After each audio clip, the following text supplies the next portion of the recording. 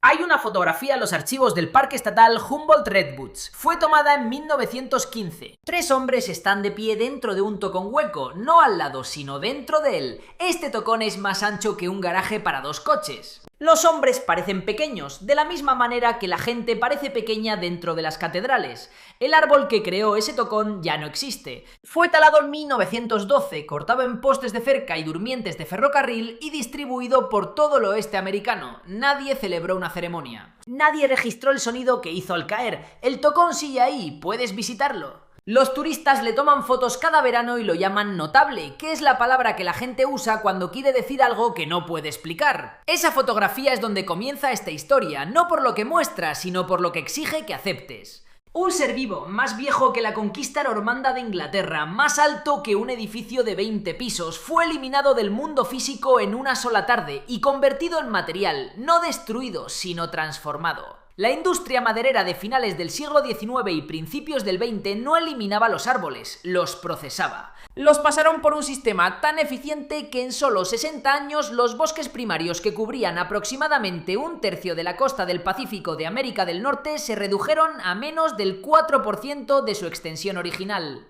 La transformación fue tan rápida que la mayoría de las personas vivas hoy no tienen memoria biológica de lo que se perdió. Nunca has estado bajo un árbol vivo cuando Roma cayó. Nunca has escuchado el paisaje sonoro que crea un dosel de 200 pies de altura. Nunca has experimentado el comportamiento de la niebla, la química del suelo o la red micorrícica simbiótica que existe bajo un bosque que nunca ha sido talado. Esas cosas no están representadas en la experiencia sensorial de ninguna persona viva. Solo existen en fotografías, en muestras de núcleos, en los registros de quienes los talaron.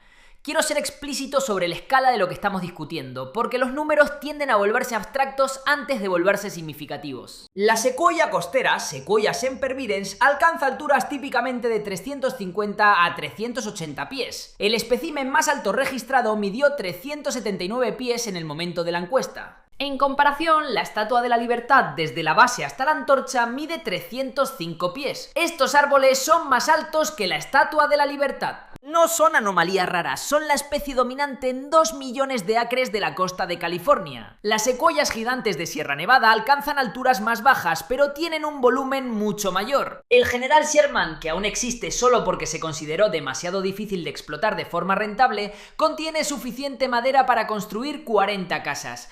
Tiene 2700 años. Tenía 800 años cuando los primeros drácars vikingos llegaron a América del Norte. Estas no son exageraciones poéticas, son números de mediciones tomadas antes de que comenzara la tala. La tala comenzó en serio en 1850. La fiebre del oro de California creó una demanda de madera que los bosques del este no podían satisfacer a la velocidad requerida. Los bosques de secuoyas costeras y de sierra, situados justo al lado de puertos, minas y ciudades en crecimiento, en el lenguaje económico de la época estaban bien posicionados. El primer aserradero comercial en el condado de Humboldt abrió en 1850. Para 1890 había más de 100 aserraderos operando a lo largo de la costa del norte de California. La tecnología evolucionó para igualar la escala del recurso. Las hachas estándar y las sierras de 2 hombres fueron reemplazadas por equipo impulsado por vapor. Los tablones de salto permitieron a los leñadores trabajar por encima del tocón con toboganes y rieles. Se podía transportar madera por laderas por las que ningún caballo o buey podía pasar. La industria construyó pueblos enteros alrededor de rodales de árboles. El pueblo existía por el bosque. Cuando el bosque desaparecía, el pueblo quedaba abandonado. En las zonas sobreexplotadas del noroeste del Pacífico todavía se pueden encontrar los cimientos de hormigón de pueblos madereros que funcionaron durante 15 años y luego quedaron completamente vacíos.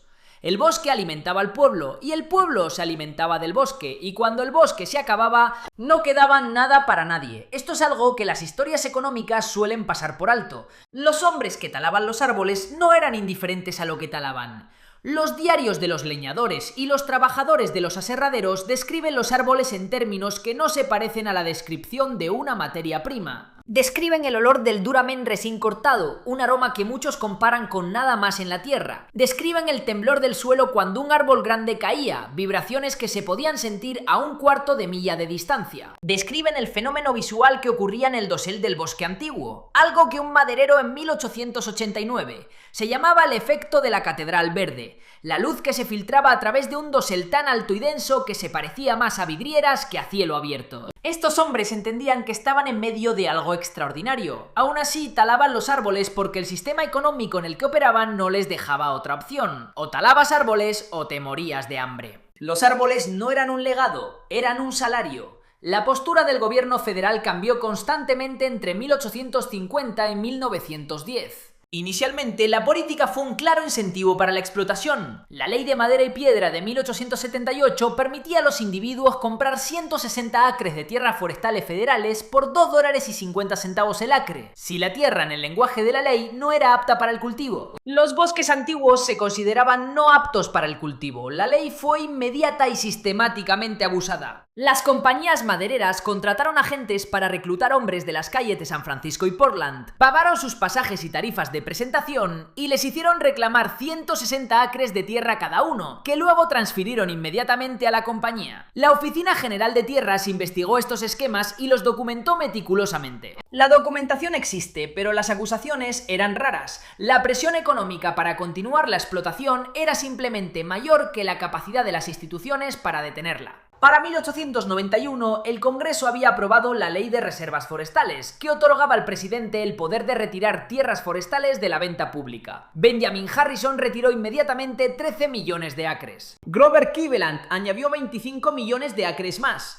La industria maderera respondió con presión del Congreso, lo que efectivamente paralizó el sistema de reservas. Durante una década, los bosques estuvieron protegidos en el papel, mientras que la tala continuó en la práctica. Theodore Roosevelt y Gifford Pinchot reorganizaron las reservas en el sistema de bosques nacionales en 1905. Pero para entonces, los árboles de madera antigua más accesibles y comercialmente valiosos de los Estados Unidos ya habían sido talados.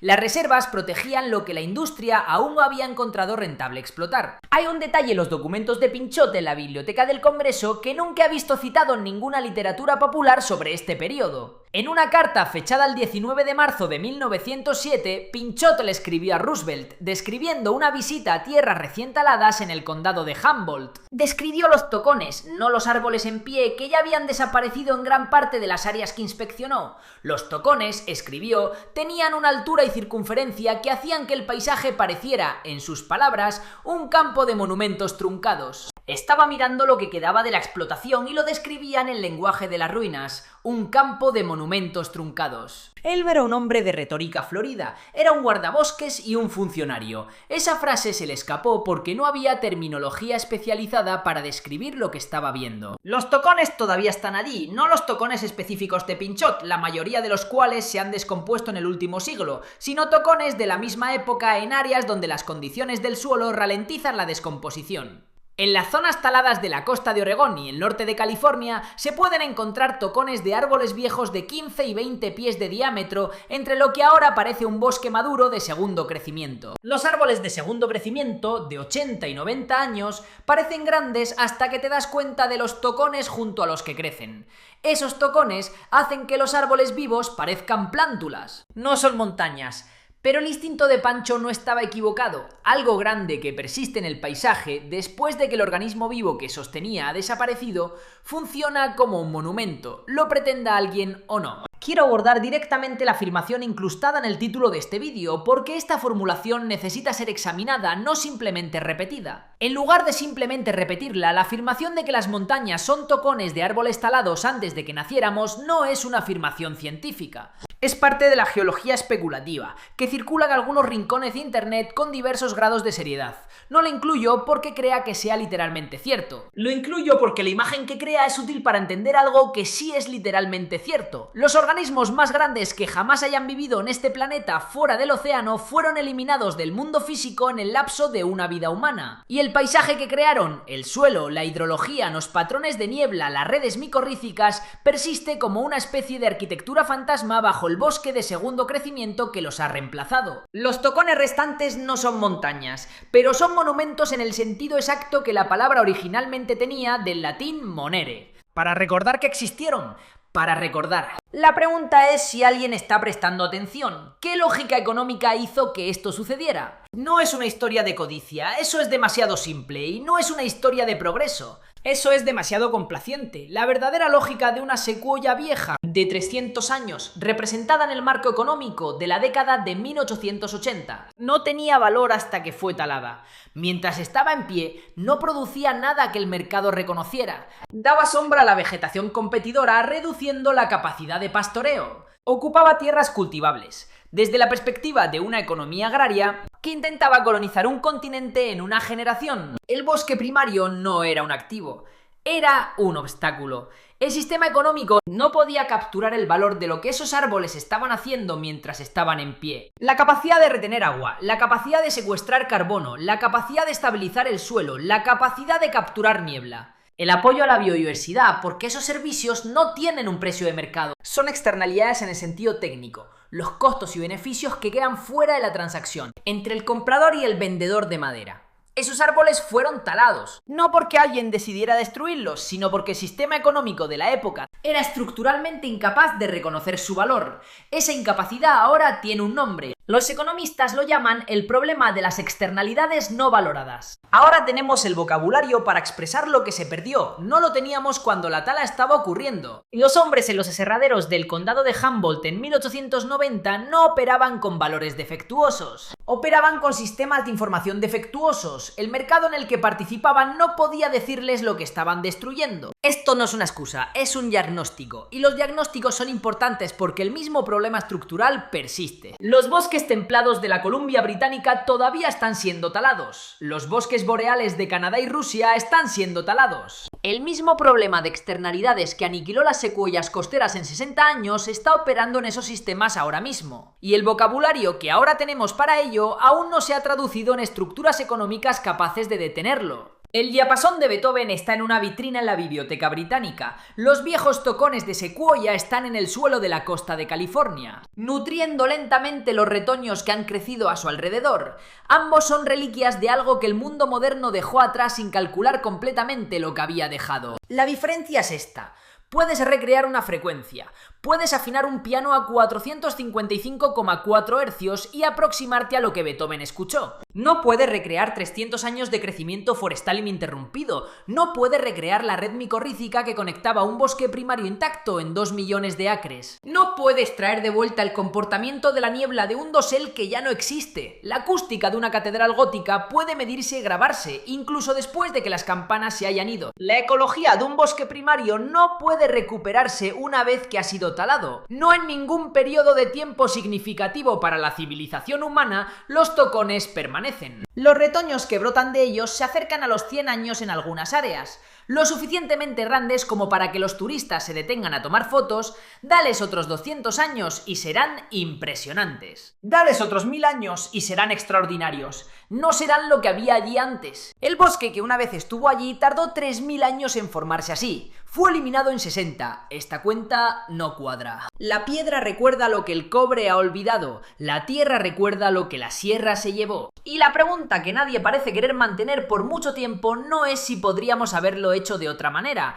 La pregunta es ¿qué perdimos cuando esos árboles cayeron? ¿Qué hacía ese bosque cuando funcionaba según lo previsto? ¿Qué sucedía dentro de ese ecosistema, ese sistema acústico, biológico e hidrológico que nunca volveremos a experimentar en la vida de nadie que lea o escuche estas palabras? Tenemos los tocones, tenemos las fotografías, tenemos los diarios de los hombres que talaron los árboles, sintieron la tierra temblar, olieron el duramen y siguieron talando. Tenemos la frase de Pancho, un campo de monumentos truncados, escrita en una carta que estuvo en un archivo más de un siglo antes de que la encontrara. Lo que no tenemos es el bosque que se convirtió en postes de valla, traviesas de ferrocarril y los cimientos de ciudades que aún se mantienen en pie. Las ciudades también son monumentos, a su manera, monumentos a una economía que no puede ver lo que está gastando, monumentos a la eficiencia de un sistema que puede procesar 3000 años de crecimiento en una sola tarde y pasar al siguiente bosque a la mañana siguiente. Un diapasón vibra a 455,4 hercios. Nadie fabrica instrumentos para igualarlo ya. Tocones de 15 pies de ancho. Nadie planta árboles para reemplazarlos. Ambos esperan una pregunta que el mundo moderno aún no ha aprendido a formular.